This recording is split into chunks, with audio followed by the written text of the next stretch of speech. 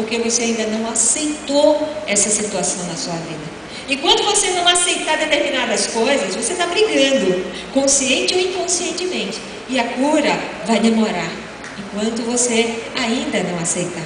E depois da aceitação e da escuta, porque na verdade a gente nessa escuta troca a pergunta por quê pela pergunta qual é?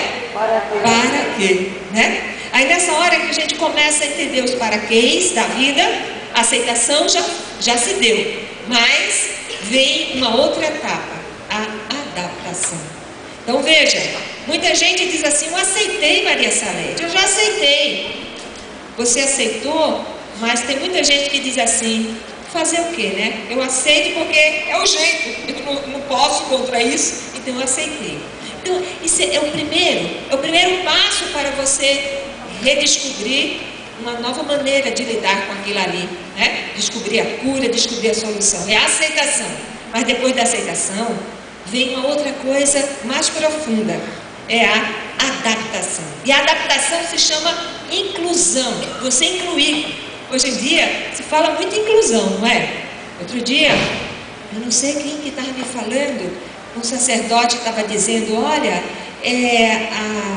a prefeitura veio na paróquia e multou a paróquia em não sei quantos R$1.000, porque não tinha rampa de acesso a deficiente, não tinha banheiro, né, para o deficiente. Por quê? Porque hoje nós estamos no mundo de incluir, né? Então qualquer coisa que exclua dá até multa, não é? Pois é, a adaptação é isso. É um convite a você incluir o desemprego na sua vida. É incluir o alcoólatra na sua vida. É incluir aquela situação que hoje lhe tira a paz, a traição na sua vida, a decepção na sua vida, a depressão. Você vai incluir. Incluir quer dizer, você agora vai fazer as pazes, escutar o recado, conversar com aquela pessoa que está batendo. Não basta só abrir a porta e você continuar fazendo as coisas. Bateu, abriu a porta, coloca ela junto de você, à mesa, e vai conversar. Então essa conversa é você com você mesmo, você com tudo aquilo que você fez, que você deixou de fazer, o entendimento que você tem sobre a sua história.